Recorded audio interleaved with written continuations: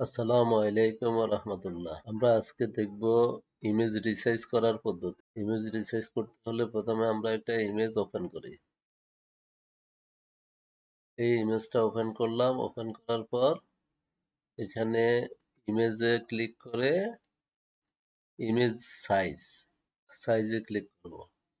সাইজে ক্লিক করে এখানে আমরা কোন ইউনিট দেব, কি পিক্সেল দেব না ইঞ্চি দেব না সেন্টিমিটার মিলিমিটার যেটাই দিই আমরা সেটা সিলেক্ট করব।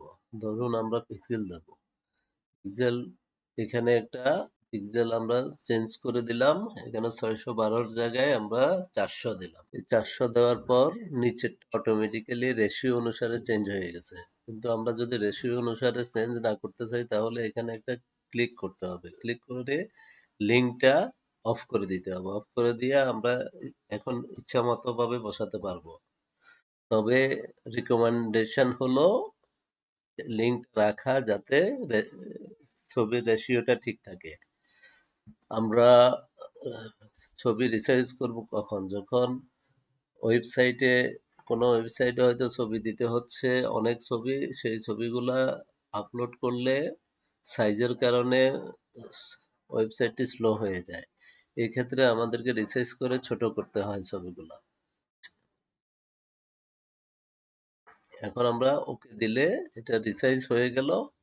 তারপর ফাইলে যাইয়া সেভ এস সরি ফাইলে যাইয়া এক্সপোর্টে ক্লিক করব। এক্সপোর্টে ক্লিক করে সেভ ফর ওয়েব এটাতে ক্লিক করব। করার পর এখানে অরিজিনাল আছে, অপটিমাইজড আছে, 2 আপ আছে, 4 আপ আছে। আমরা এখানে অপটিমাইজটা সিলেকশন করব। সিলেকশন করে এখানে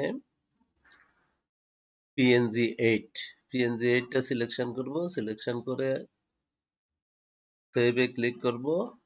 তারপর লোকেশন জানতে চাইবে কোথায় আমরা সেভ করব। আমরা ডেস্কটপে সেভ করব। যে কোনো একটা নাম দিয়ে ইমেজ রিসাইজ লিখি।